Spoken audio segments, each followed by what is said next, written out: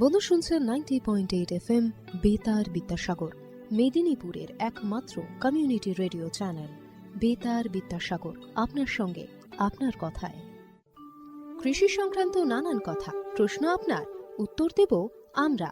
কৃষিক্ষেত্রের নানান খুঁটিনাটি তথ্য নিয়েই শুরু হচ্ছে আমাদের অনুষ্ঠান ম্যাটিক্স কৃষি পাঠশালা। নমস্কার বন্ধু, ম্যাটিক্স কৃষি পাঠশালায় আজ শুনবেন পিএম প্রণাম অ্যান্ড এনভায়রনমেন্টাল প্রোটেকশন নিয়ে আলোচনা।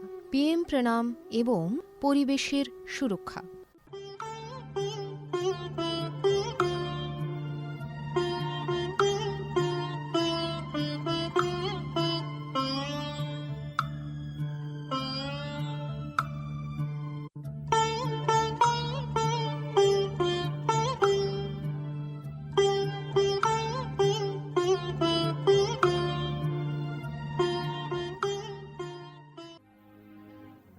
কৃষিপ্রধান দেশ ভারতবর্ষ, তাই কৃষিক্ষেত্রে উন্নতির কথা মাথায় রেখে কৃষক বন্ধুর পাশে দেশের প্রধানমন্ত্রী শ্রী নরেন্দ্র মোদী। সূচনা হলো কৃষকদের জন্য বিশেষ যোজনা পিএম প্রণাম। জৈবিক সারের ব্যবহার থেকে কৃষকদের বিশেষ প্যাকেজ প্রদান, সবই এই যোজনার অন্তর্গত। পিএম প্রণাম প্রধানমন্ত্রী কর্তৃক কৃষক বন্ধুর জন্য বিশেষ যোজনা।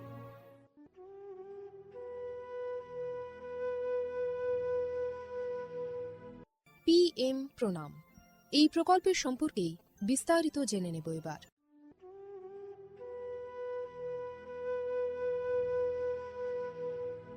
অর্থনৈতিক বিষয় সংক্রান্ত মন্ত্রিসভা কমিটি অর্থাৎ সিসিইএ 28 জুন 2023 তারিখে অনুষ্ঠিত একটি বৈঠকে পিএম প্রণাম প্রকল্পটি অনুমোদন করেছে। পিএম প্রণাম শব্দটি আমাদের মাতৃভূমির পুনরুদ্ধার, সচেতনতা সৃষ্টি, লালন পালন ও উন্নতির জন্য একটি পিএম প্রোগ্রামকে বোঝায়। আমাদের নিজের মায়ের মতো মাতৃভূমি অর্থাৎ মাদার আর্থের যত্ন নেওয়া এবং তাকে সুস্থ রাখার প্রতি এটি একটি অনন্য পদক্ষেপ। এভাবেই মাতৃভূমি এর বিনিময়ে আমাদের অনেক কিছুই ফিরিয়ে দেবেন। গ্রাম পর্যায় থেকে শুরু করে আমাদের সম্মিলিত প্রচেষ্টার মাধ্যমেই এটি সম্ভব। পিএম প্রণামের প্রাথমিক লক্ষ্য হল একটি গুরুত্বপূর্ণ সমস্যার সমাধান করা, আর সেই সমস্যা হল কৃষিতে রাসায়নিক সার এবং কীটনাশকের অত্যধিক ব্যবহার। অধিক উৎপাদনের আকাঙ্ক্ষায় অতিমাত্রায় সার ও কীটনাশকের ব্যবহার হচ্ছে, যার ফলে এই মাটির ক্ষতি হচ্ছে এবং উৎপাদন ক্ষমতা কমে যাচ্ছে।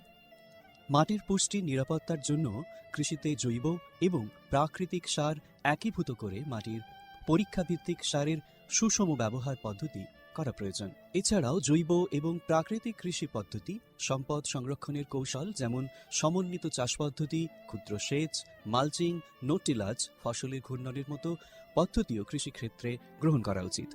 এই পদ্ধতি মাটির উর্বরতা বাড়াবে, পরিবেশ দূষণ হ্রাস করবে এবং দীর্ঘমেয়াদী কৃষি উৎপাদনশীলতা বাড়াবে। কৃষিক্ষেত্রে সুষম সারের ব্যবহার মাটি সহ আমাদের পরিবেশের স্বাস্থ্য নিশ্চিত করতে গুরুত্বপূর্ণ ভূমিকা পালন করে। ভারসাম্য বজায় রেখে সার ব্যবহারের অর্থ হল উদ্ভিদের জন্য প্রয়োজনীয় পুষ্টির উপাদান সঠিক পরিমাণে এবং অনুপাতে সঠিক সময়ে এবং সঠিক পদ্ধতিতে ব্যবহার করা। সংশ্লিষ্ট রাজ্য বিশ্ববিদ্যালয়গুলি ইতিমধ্যে তাদের এলাকার ফসলের প্রয়োজন অনুসারে এই ডোজগুলি নির্ধারণ করেছে। সুপারিশকৃত ডোজ অনুযায়ী সার ব্যবহার করলে ফসলের ফলন ও গুণগত মান বৃদ্ধি পাবে। সুস্পষ্ট মাটিতে জন্মানো ফল, শাকসবজি এবং শস্য প্রায়শই প্রয়োজনীয় পুষ্টিগুণে সমৃদ্ধ এবং স্বাদ ভালো হয়। ভালো ফসলের জন্য এবং গুণমান আমাদের কৃষকদের জন্য উচ্চ লাভের দিকে পরিচালিত করে।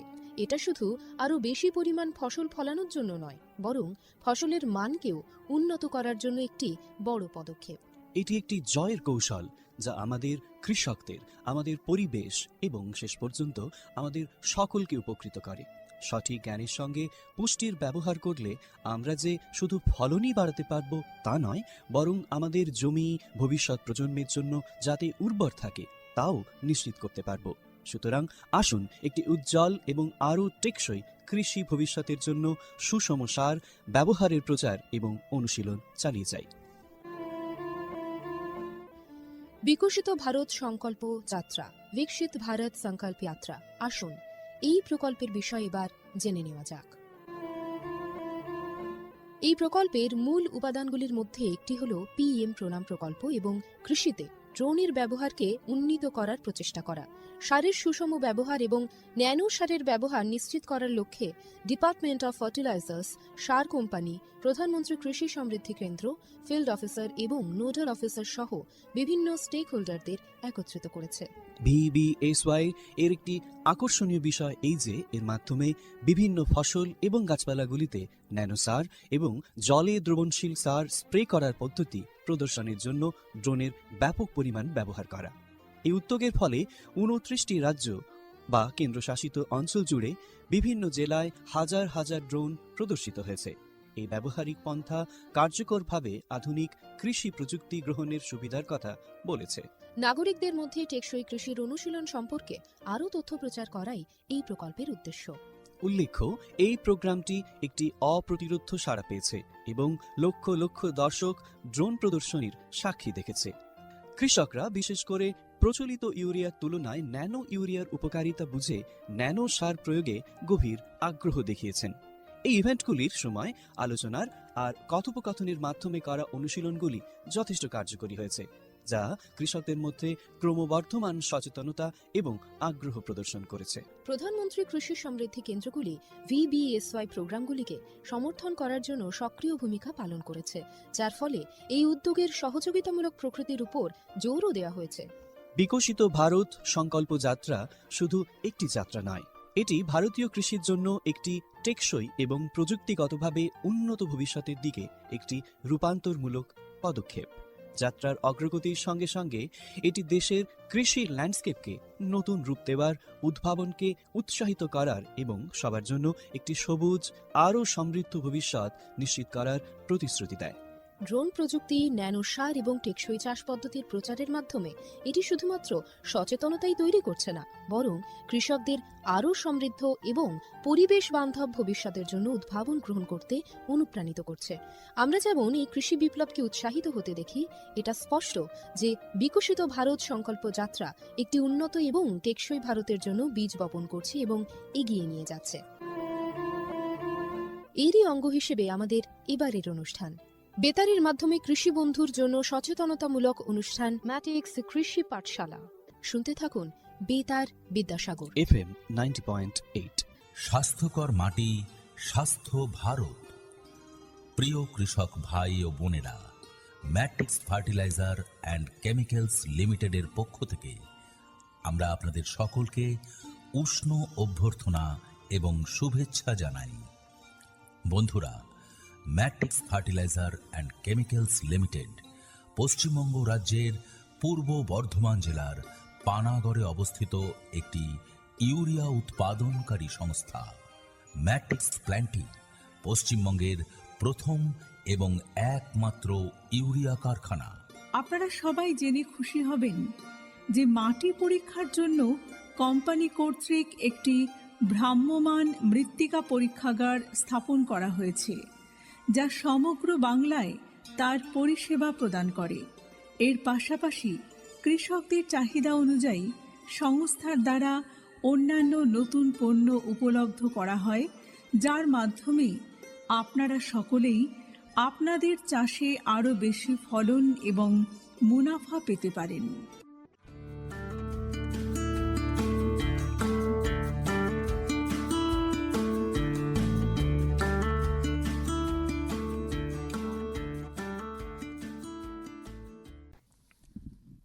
নমস্কার বন্ধু, আপনারা শুনছেন 90.8 প্রচার তরঙ্গে বেতার বিদ্যাসাগর।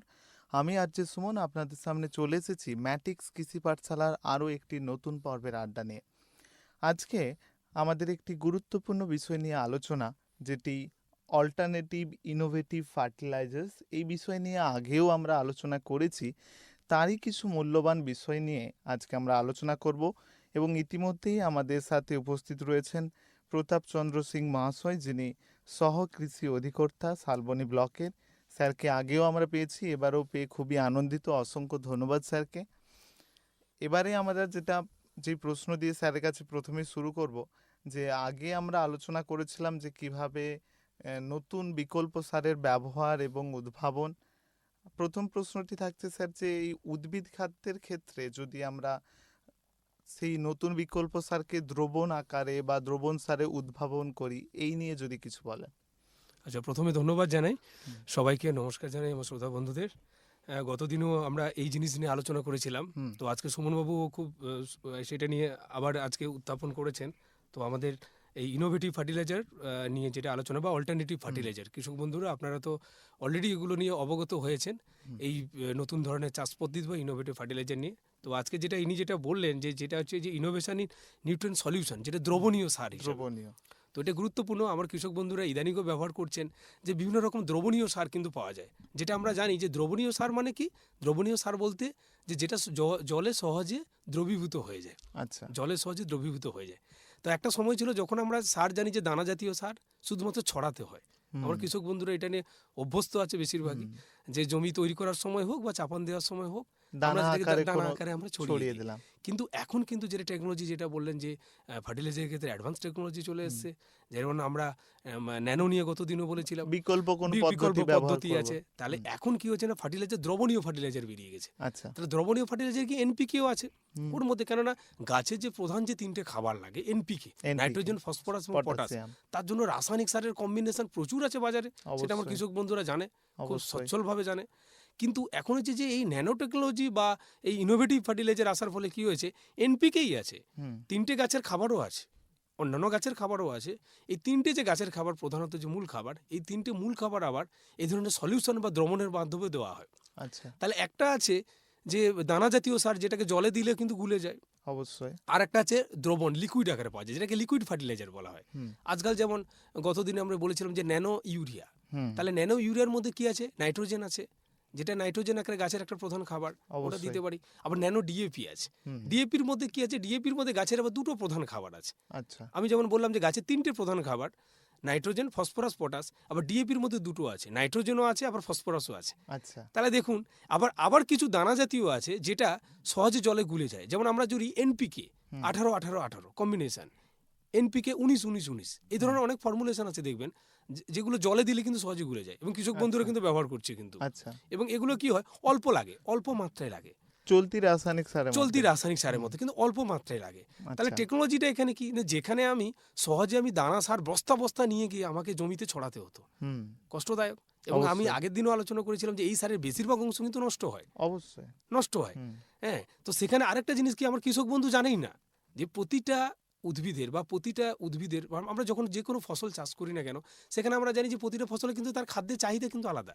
আচ্ছা। আপনি ধরুন যে ধানের ক্ষেত্রে যে খাবারের চাহিদা, তাহলে নিশ্চয়ই আপনি ডাল জাতীয় যখন ফসল করছেন বা তেল জাতীয় ফসল, যেমন সরিষা চাষ করছেন, সরিষার কি একই খাবারের চাহিদা হবে না?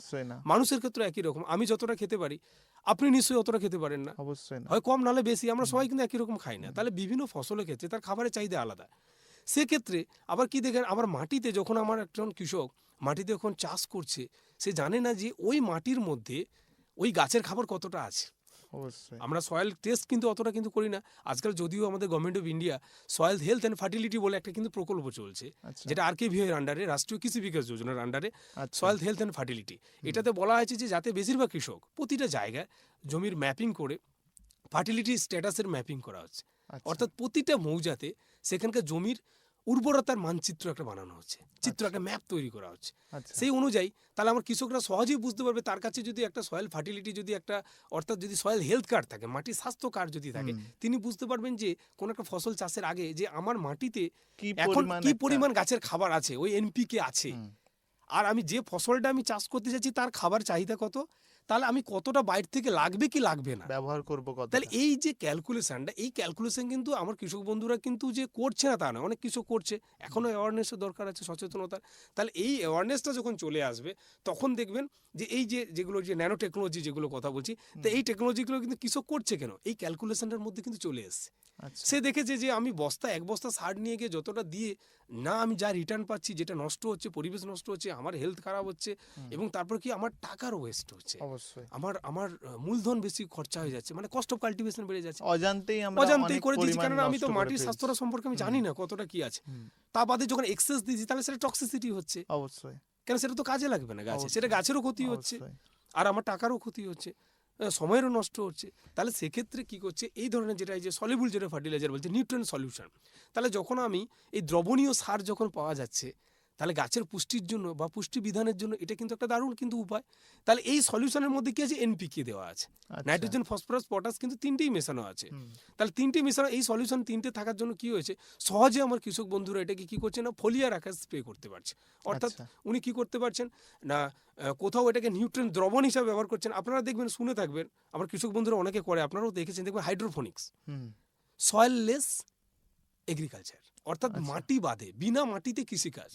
দেখবেন অনেকে ছাদের উপর করছে, অনেকে একটা কন্ট্রোল এনভায়রনমেন্ট দরকার, অর্থাৎ তাকে কন্ট্রোল বা উপরে কি বলা যায়, একটা পলিথিনের একটা ঘর, সেটা গ্রিন হাউস হোক, ভারসাম্য, মানে যাতে ওর ভিতরে একটা কন্ট্রোল পরিবেশ যাতে থাকে, যেটা নিয়ন্ত্রিত পরিবেশ, তার ভিতরে তাপমাত্রা ঠিক থাকবে, তার ভিতরে মানে হিউমিডিটি যেটাকে বলে আমরা, আপেক্ষিক আর্দ্রতা ঠিক থাকবে। ঠিক যেমনটা একটা চারা গাছ তৈরি করার জন্য আমরা ঘেরে আবহাওয়াটা তৈরি করি, রাইট, আবহাওয়া তৈরি করে বাইরের যাতে যে স্ট্রেস, যে আবহাওয়াটা যাতে, যে বাইরের স্ট্রেস আবহাওয়াটা যাতে তাকে না ক্ষতি না করতে পারে। অবশ্যই আমি একটা নতুন করে একটা ক্লাইমেট তৈরি করে, একটা মাইক্রো ক্লাইমেট তৈরি করে, তার মধ্যে আমি তৈরি করছি। এবং সেক্ষেত্রে এই দ্রবণ জাতীয় সারের প্রয়োগে অনেকটাই সুবিধা। কিরকম হচ্ছে, সয়েললেস এগ্রিকালচার, অর্থাৎ নিউট্রিয়েন্টসের, আমার একটা কন্টেনার, ধরুন একটা আমার মানে থার্মোকলের একটা মানে পাত্র রয়েছে, থার্মোকলের পাত্র, তাহলে থার্মোকলের পাত্রতে অথবা একটা প্লাস্টিকের পাত্র আছে, তার মধ্যে জলের মধ্যে আমি এই দ্রবণীয় ফার্টিলাইজার আমি দিয়ে দিলাম, এবার থার্মোকলের উপর, থার্মোকলটা ফ্লোটিং অবস্থায় আছে, ভাসছে, তার মধ্যে আমি ক্যাপসিকাম হোক, টমেটো হোক বা বিভিন্ন ধরনের আমি চাষ করছি। এবার তার শিকড়টা অলরেডি নিচে যাচ্ছে, তাহলে নিচে গিয়ে ওই যে কন্টেনারের মধ্যে যে সলিউশন, যে জলের মধ্যে যে সলিউশন করা আছে, যে সলিউশনটা নিউট্রিয়েন্ট সলিউশন, তাহলে ওই নিউট্রিয়েন্ট সলিউশনটা কিন্তু ওই গাছ কিন্তু নিচ্ছে। তার মানে ওখানে কিন্তু সয়েলের কিন্তু কোনো কিন্তু কন্ট্যাক্ট নেই। তাতে কিন্তু আপনারা দেখবেন যে বিভিন্ন জায়গায় কিন্তু দেখা যায় এই ইনোভেটিভ কিন্তু এটা টেকনোলজি কিন্তু ব্যবহার করছে। দেখুন আপনার বাড়ি, কেন আমি তো বলছি জায়গা কমে যাচ্ছে, তার মানে আপনার যে রুফ গার্ডেন আপনি করছেন, একটা কন্ট্রোল এনভায়রনমেন্ট করে আপনি অফ সিজনেও বিভিন্ন ধরনের ফসল আপনি ফলাতে পারছেন। তার মানে এখানে কি করছে, আপনি তাকে ফিডিং কি করে করছেন, মাইক্রোনিউট্রিয়েন্টস হোক বা যদি প্ল্যান্ট প্রোটেকশন কেমিক্যাল, ধরুন রোগ পোকা হচ্ছে, আপনি স্প্রে করারও দরকার নেই। আপনার যে ওই যে কন্টেনারের মধ্যে গাছটা যে ভাসছে, কন্টেনারের মধ্যে যে জল আছে, ওর মধ্যে আপনি গাছকে যেমন খাবার দিতে পারছেন, লিকুইড আকারে মিশিয়ে দিচ্ছেন, তার সাথে সাথে প্ল্যান্ট প্রোটেকশন যেটা কেমিক্যাল, ধরুন পোকা লাগছে বা তার মধ্যে কোনো একটা বুস্ট আপ কিছু দিচ্ছেন, হরমোন জাতীয় কোনো দিচ্ছেন, ওই দ্রবণের মধ্যে আপনি মিশিয়ে দেন, দেখবেন আপনার গাছ কিন্তু প্রপার নিউট্রিশন হয়ে যাচ্ছে।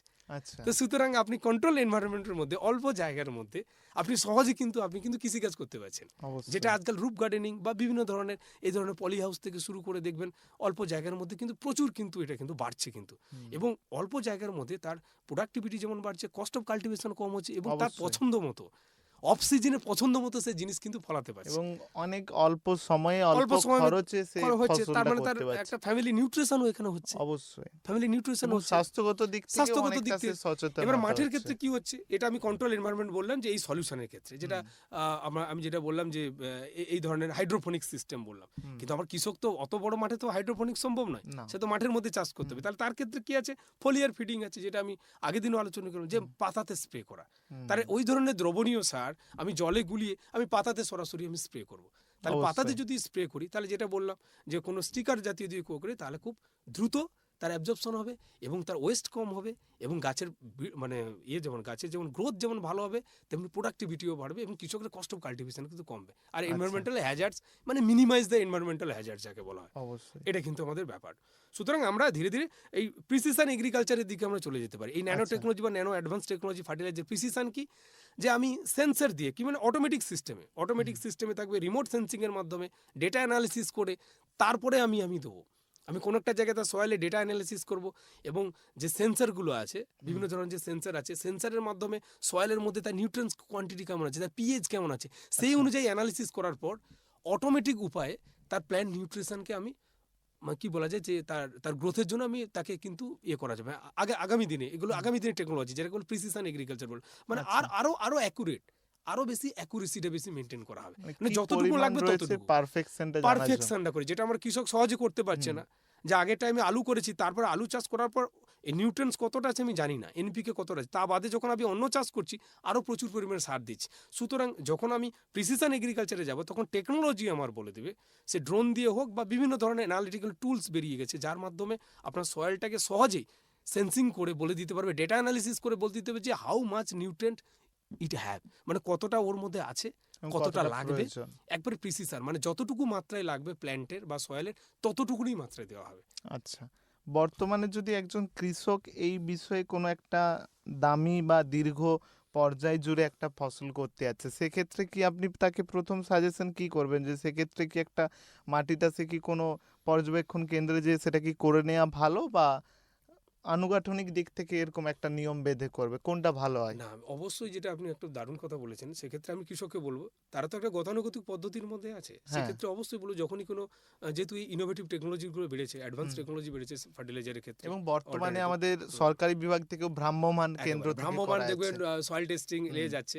তো আমরা এখানে আমাদের খুব লাকি, আমাদের এখানে যারা কৃষক বন্ধুরা আছেন, আমাদের যে কোনো আবাসে এখানে সয়েল টেস্টিং ল্যাবরেটরি আছে। এবং যেটা আমি কিছুক্ষণ আগে বললাম যে আমাদের গভর্নমেন্ট অফ ইন্ডিয়া, ভারত সরকার এই সয়েল হেলথ অ্যান্ড ফার্টিলিটি, মাটির স্বাস্থ্য এবং যে উর্বরতা বিষয়ক আরকেভিএর আন্ডারে যে চলছে, তাতে প্রতিটা ব্লকে দেখবেন কিছু কিছু লোকজন মাটি যারা আছে তারা কিন্তু মাটি কালেকশনের কালেকশন করছে। হ্যাঁ। আমার অনেক কৃষকরা জানে, তাদেরকে নিয়ে গিয়ে মাটি থেকে ওখানে আবার জিপিএস এ তাদের হচ্ছে, মানে এটা নয় যে এক জায়গা থেকে মাটি চলে গেল, আচ্ছা, ওই কৃষককে নিয়ে ছবি তুলে তাদের প্লট থেকে, অনেক কৃষক জানেন মানে কোন স্থান থেকে আসছে, প্রতিটা গ্রাম পঞ্চায়েতের প্রতিটা মৌজা থেকে কিন্তু সয়েল স্যাম্পল করা আছে, এখানে স্যাম্পল করা আছে। কৃষকের ভাবার কোনো ব্যাপার নেই যে আমার জমি থেকে বোধহয় স্যাম্পল নিল না, বোধহয় আমি জানতে পারবো না, ওখানকার পরিবেশগত ওখানে পরিবেশে। তাহলে একটা মৌজা থেকে সেখানে আমার যদি প্রতিটা 10 হেক্টরে বা 1 হেক্টরে একটা করে স্যাম্পল, তাহলে 1 হেক্টরে যদি একটা করে স্যাম্পল, একটা মৌজাতে 100 হেক্টর আছে মানে 100টা স্যাম্পল, তার মানে 100টা। আর আমাদের যেহেতু জোতের পরিমাণ যেহেতু ছোট ছোট, তাহলে সেক্ষেত্রে সমস্ত কিছু প্রচুর কৃষক চলে আসবে, সমস্ত কৃষকের জমি থেকে আমার সয়েল নেওয়ার কোনো দরকার নেই।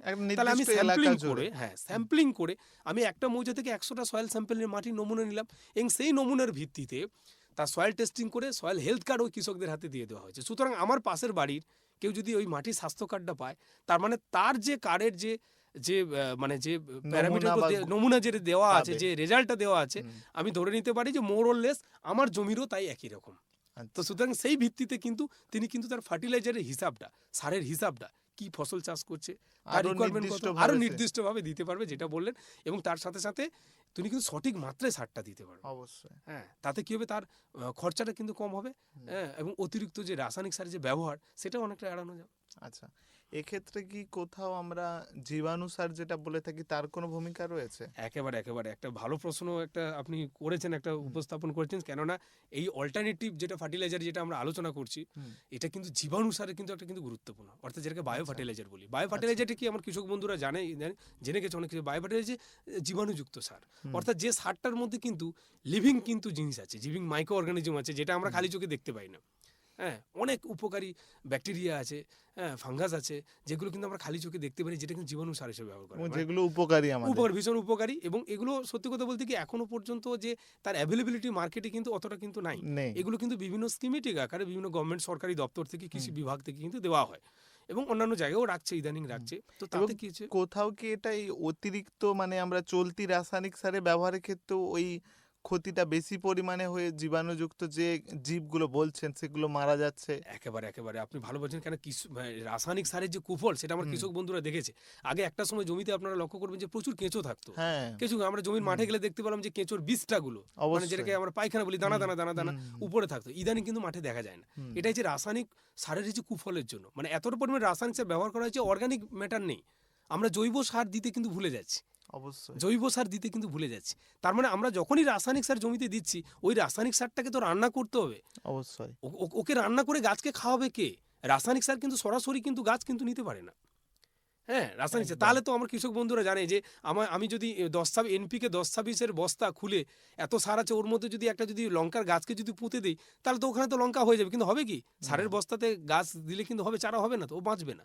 তার মানে ওই সারকে যখন মাটিতে দেওয়া হচ্ছে, তাহলে মাটির মধ্যে এই ধরনের যেগুলো আমরা খালি চোখে দেখতে পাই না, কোটি কোটি ব্যাকটেরিয়া আছে, যারা কি করে ওই রাসায়নিক সারকে কনভার্ট করে গাছের গ্রহণযোগ্য অবস্থাতে নিয়ে আসে। তার মানে আমি যদি জৈব সার যদি না দিই, তাহলে ওই জীবাণুগুলো খাবে কি, তার বাঁচবে কি করে? তাদের বাঁচার উপায় হচ্ছে মাটির মধ্যে যে জৈব পদার্থ থাকে। অবশ্যই। তাহলে আমার কৃষকরা শুধুমাত্র মানে রাসায়নিক সার ব্যবহার করছে, কিন্তু জৈব সারের পরিমাণ দিতে কিন্তু ভুলে যাচ্ছে, বা দিচ্ছে না জৈব সার সেইভাবে। তার ফলে ওই যে জীবাণুগুলো, উপকারী জীবাণুগুলো মাত্রা কিন্তু কমে যাচ্ছে, তার ফলে জমির মাটি যেমন শক্ত হয়ে যাচ্ছে, আর কেঁচো কিন্তু দেখা যাচ্ছে না। হ্যাঁ, মাটির মধ্যে কম্প্যাক্টনেসটা এত বেড়ে গেছে, দেখবেন মাটির মধ্যে এয়ারেশন হচ্ছে না, ভালো বাতাস চলাচল করছে না, মাটির মধ্যে জলধারণ ক্ষমতা কমে যাচ্ছে। এগুলো হচ্ছে মানে জৈব সার কম দেওয়ার ফলে। আর জৈব সার যত বেশি কম দেবে, রাসায়নিক সার এদিকে বাড়াচ্ছে, তার ফলে মাটির মধ্যে যদি উপকারী জীবাণুগুলো, এই জীবাণুগুলো কিন্তু নষ্ট হয়ে যায়, মানে তাদের পপুলেশন কমে যাচ্ছে। যার ফলে কিন্তু যে রাসায়নিক সারটা কৃষকরা দিচ্ছে, তার সেই পরিমাণে কিন্তু কাজ কিন্তু পাচ্ছে না। কেন? সে তাকে কনভার্ট করবে কে? তাকে রান্না করে খাওয়াবে কে? সেই রাঁধুনিদের সংখ্যা তো নেই। আর রাঁধুনিরা বাঁচবে কি করে? ওই জৈব সার দেওয়ার ফলে। তার ফলে এখন কি হচ্ছে, যে সেই জায়গাটাকে পরিপূরক হিসাবে কি করছে না, অল্টারনেটিভ সার হিসাবে দেখুন আমাদের কেঁচো সারের পরিমাণও বাড়ছে, কেঁচো সার দিচ্ছে। তাহলে কেঁচো সার দেওয়া মানে জমির মধ্যে কি হচ্ছে না, অর্গানিক কার্বনটা বাড়ছে, অর্গানিক কার্বন বাড়ছে। তাহলে অর্গানিক কার্বন বাড়ার জন্য তারপরে কি হচ্ছে, তার পরবর্তীতে যখন আমরা বায়ো ফার্টিলাইজার ব্যবহার করছি, জীবাণু সার যখন ব্যবহার করছি ওর সাথে, তখন কি করছে না, এই জীবাণুগুলো যে আছে বায়ো ফার্টিলাইজারের মধ্যে, ওগুলো কিন্তু তার পপুলেশনগুলো বেশি বাড়ছে। তার ফলে কি হচ্ছে, কৃষককে অল্প রাসায়নিক সার দিলে কি হবে, সেই রাসায়নিক সারটাকে সঠিকভাবে কিন্তু গাছের গ্রহণযোগ্য অবস্থায় আনছে এবং গাছ কিন্তু নিতে পারছে সঠিকভাবে। এইভাবে বহু আমাদের আছে বায়ো ফার্টিলাইজার আছে, যেগুলো হচ্ছে নাইট্রোজেন বাড়ায় জমিতে। আমরা জানি অ্যাজোটোব্যাক্টর আছে, অ্যাজোস্পিরিলাম আছে, রাইজোবিয়াম আছে, যেটা আছে আমরা মানে মুগ, মুসুর বা খেসারির যেগুলো চাষ করা হয়, দেখবেন ওগুলো তাদের শিকড়ে ওই ধরনের রাইজোবিয়াম আছে, যেটা একমাত্র এই জীবাণুগুলো, এই ব্যাকটেরিয়ার মধ্যে সেই ক্ষমতা আছে, যারা বাতাসের মধ্যে যে এত পরিমাণ নাইট্রোজেন আছে, প্রায় 78% নাইট্রোজেন, সেই নাইট্রোজেনটাকে ও ফিক্সেশন করতে পারে, মানে ফিক্স করতে পারে গাছের শিকড়ে, অর্বুদের মধ্যে, যেটা পরে কি হয়, যেটা মাটির মধ্যে মিশে যায় এবং গাছকে ওই নাইট্রোজেনটা কিন্তু সরবরাহ করতে পারে। তার মানে এগুলো হচ্ছে ব্যাকটেরিয়া, যেগুলো আজকাল তৈরি করে বায়ো ফার্টিলাইজার আকারে কৃষকদেরকে দেওয়া হচ্ছে। স্যার, একটু আগে আমরা কেঁচো সার নিয়ে একটু কথা বললাম। বর্তমান সময়ে কৃষিক্ষেত্রে আমরা অনেক চাষিকেই দেখছি, অলরেডি তো আমরা চলতি রাসায়নিক সারে ব্যবহারে অভ্যস্ত, একটা নতুন প্রযুক্তিগত শিক্ষায় আমরা শিক্ষিত হয়ে বিকল্প পদ্ধতি ব্যবহার করতে চলেছি বা করছি ধীরে ধীরে। এক্ষেত্রে যদি একজন কৃষক চায় যে একটা কেঁচো সার ব্যবহার করবে এবং তার সাথে করবে, কেঁচো সার কি তৈরি করতে পারবে সে? একবারে সুন্দরভাবে তৈরি করতে পারবে। এটা তার নিজস্ব পরিবেশের মধ্যে তৈরি করতে হবে। কেঁচো সার তৈরি করার জন্য এমন কিছু না, অর্থাৎ তার বাড়িতে যদি একটা গরু থাকে বা যদি নাও থাকে, পাশের বাড়িতে থাকে, সে যে কেঁচো কি খায়, সে তো ওই মানে কি বলা যায় যে আগাছা হোক বা গোবর, এইগুলো মানে পচা জিনিসগুলো খেয়ে থাকে, সরাসরি কাঁচা গোবর খাওয়ার বর্জ্য যেগুলো হচ্ছে, বা গোয়ালের আবর্জনা ইত্যাদি। সুতরাং তার কৃষক তার বাড়ির যে সবজির ফলের খোসা ইত্যাদি যেগুলোকে ফেলে রাখে একটা জায়গায়, তাহলে সেইগুলো, অথবা বাড়ির চারপাশে যে আগাছা টাগাছা যেগুলো হয় জমির, এক জায়গায় ফেলে, বা আজকাল কচুরিপানাকে এক জায়গায় রেখে পচিয়ে, বা গোবরটাকে, কাঁচা গোবরটাকে পচিয়ে, তার মানে সহজে আজকাল কেঁচো সার তৈরি করার জন্য কিছু না, আজকাল আপনার কংক্রিটের কেঁচো সারও বানানো যায়। মানে কংক্রিটের বলতে একটা 1.5 ফুট গর্ত, 15 ফুট লম্বা আর হয়তো 3 ফুট চওড়া, এটা একটা প্রমাণ সাইজের একটা মাপের একটা হতে পারে। হ্যাঁ, আর অথবা পলিথিন দিয়ে, পলিভার্মিপিট, মানে একটা বড় ধরনের মোটা যে পলিথিনগুলো পাওয়া যায় আজকাল, স্পেশালভাবে ডিজাইন করা আছে, সেই পলিথিন বিছিয়ে, গর্ত করে পলিথিন বিছিয়ে আমরা সহজে কিন্তু ওখানে কিন্তু ওই যে আবর্জনাগুলো কথা বললাম, যে গোবর অথবা বাড়ির সবজি ফলের খোসা বা বাড়ির মানে কিচেন ওয়েস্ট যেগুলো, অথবা গোয়ালের খড় ইত্যাদি, ওগুলোকে আগে একটু পচাতে হবে। ওগুলোকে 1-1.5 মাস একটু পচাতে হবে। মানে পচাবে কি, কাঁচা অবস্থায় কি হবে, যদি সঠিকভাবে না পচান তাহলে ওগুলো ডিকম্পোজ যখন হবে, তাপ তৈরি হবে, তারপরে কেঁচো যখন একটা লিভিং আর্থওয়ার্মকে আপনি ছাড়ছেন, তাহলে ও কিন্তু মারা যাবে, খেতে পারবে না। তার মানে আপনি আগে পচিয়ে নিলেন, তখন দেখলেন একটা রংটা ডিসকালার হয়ে গেল, তখনই আপনি কেঁচো ওখানে ছেড়ে দিলেন। কেঁচো চালে উইদিন 3 মান্থসের মধ্যে, 90 দিনের মধ্যে দেখবেন, বেশি দিন যাবে না, 50 বা 90 দিনের মধ্যে যেমন ওটা পচা থাকবে। দেখবেন ওই কেঁচো যদি আপনি একটা ওই পিটের মধ্যে যদি 30 থেকে 35টা কেঁচো যদি আপনি ছেড়ে দেন, ওই কেঁচো ওটাকে খেয়ে ওই বললাম যে 3 মাসের মধ্যে ওই কেঁচো খেয়ে একবার ঝুরঝুরে দানাদার সাবুদানার মতো আপনাকে বানিয়ে দেবে, যেটার মধ্যে অত্যন্ত নাইট্রোজেন থেকে ফসফরাস থেকে পটাশিয়াম, 3টে গাছের খাবার, ওর সাথে সাথে বিভিন্ন ধরনের এনজাইম থাকে।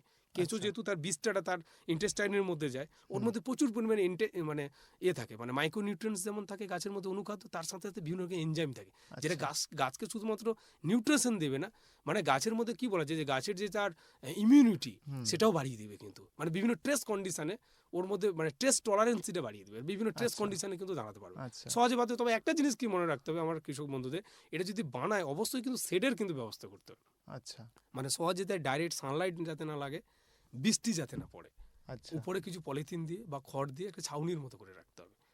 এই কেঁচো সার কিন্তু মানে কি বলা যায় যে আপনি যদি অল্টারনেটিভ ফার্টিলাইজার বলেন, এটা কিন্তু একটা গুরুত্বপূর্ণ, কেননা আমি অন্যান্য সারগুলো আপনাকে কিনতে হবে, ন্যানো ডিএপি, ইউরিয়া, কিন্তু এটা সহজে কিন্তু আমার এবং কৃষক কিন্তু এটা বাড়িতে তৈরি বানাতে করার পরে কি এমনি নর্মালি সাধারণভাবে যেমন ব্যবহার Normally, করে সেরকম ব্যবহার একেবারে করতে জমি পারে? তৈরি করার সময় এই কেঁচো সার জমি তৈরি করার সময় যেমন দিতে পারে, হুম। এবং চাপান আকারেও দিতে সে পারে। যে কোনো ফসলের যে কোনো ক্ষেত্রে? ফসলের ক্ষেত্রে, ওটা আচ্ছা। কোনো বাধ্যবাধক, যে কোনো ফসল, ধান থেকে শুরু করে আপনি মানে কি বলছে সবজি, যে কোনো সবজি, যে কোনো ফসলে, ফলের গাছেও আপনি দিতে পারেন, এবং আচ্ছা। দারুণ উপকারিতা। এবং ওর আচ্ছা। মধ্যে এনপিকে মানে যত জৈব সার আছে, আমি ধরি যেগুলো জৈব সার, এবং কোথাও পাতা পচা, খোল পচা বা গোবর সারও দিচ্ছে, হুম। যত জৈব সার আছে তার মধ্যে এই কেঁচো সারের মধ্যে কিন্তু এনপিকে যে নিউট্রিয়েন্ট কন্টেন্টটা হুম। সবচেয়ে কিন্তু বেশি আছে।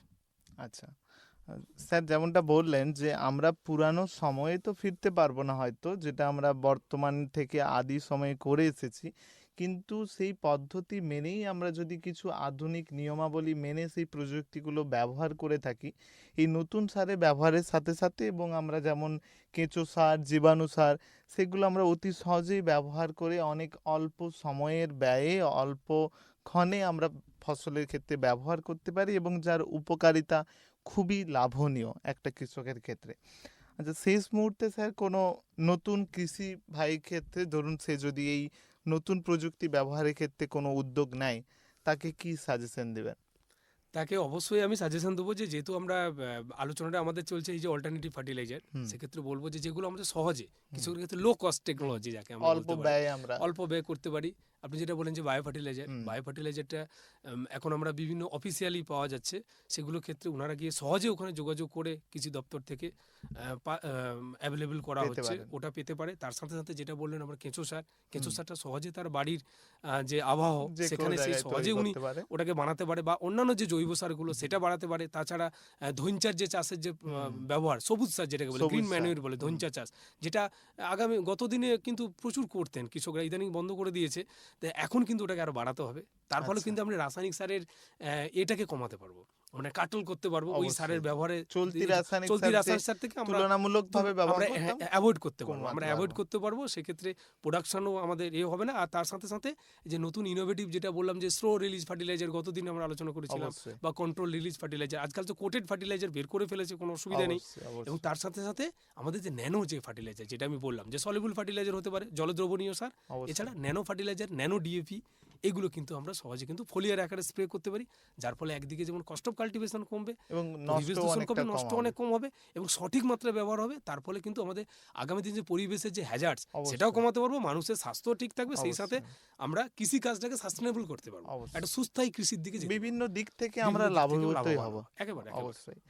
অসংখ্য ধন্যবাদ স্যারকে। স্যার অনেকগুলোই মূল্যবান কথা আমাদেরকে যেমন বললেন এবারেও এই পর্বে, যে আমরা অতি অল্প সময়ে অল্প খরচেই আমরা আধুনিক পদ্ধতি ব্যবহার করে যদি আমরা একটু সচেতনতা হই, আমরা কৃষি ভাইয়েরা কিন্তু অনেকটাই উন্নতির পথে আমরা এগিয়ে যেতে পারবো। অসংখ্য ধন্যবাদ স্যারকে আমাদেরকে এই মূল্যবান মন্তব্যগুলো করার জন্য। অনেক কৃষি ভাই এই কথা শুনে উপকৃত হবে। এছাড়াও যদি আপনাদেরও কোনো কোয়ারি থাকে, আপনারা সরাসরি আমাদের এই বেতার বিদ্যাসাগরে মেল করতে পারেন, আমাদের চিঠি করে জানাতে পারেন, এছাড়াও আমাদের এখানে এসেও যোগাযোগ করতে পারেন। আবারও একবার স্যারকে অসংখ্য ধন্যবাদ জানিয়ে আজকের ধন্যবাদ পর্ব সকলকে। এখানেই শেষ করছি।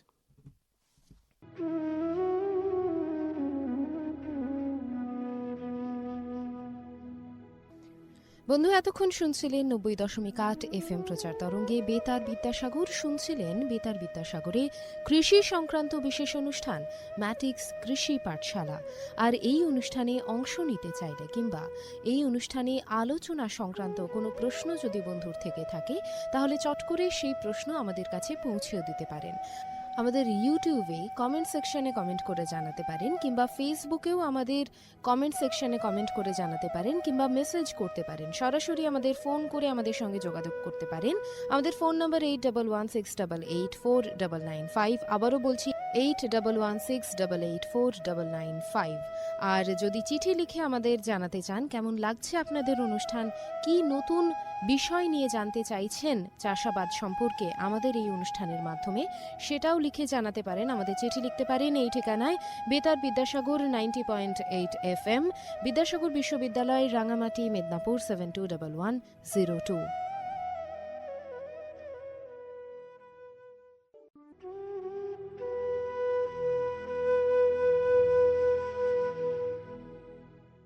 এতক্ষণ শুনছিলেন কৃষি সংক্রান্ত বিশেষ অনুষ্ঠান ম্যাটিক্স ফার্টিলাইজার্স ও কেমিক্যালস লিমিটেডের প্রস্তুতি কৃষক ভাই ও বন্ধুর জন্য কৃষিক্ষেত্রে বিশেষ বার্তা। এই ধরনের অনুষ্ঠান আরও শুনতে কানে রাখুন বেতার বিদ্যাসাগর 90.8 FM, ঠিক বেলা 1টায়।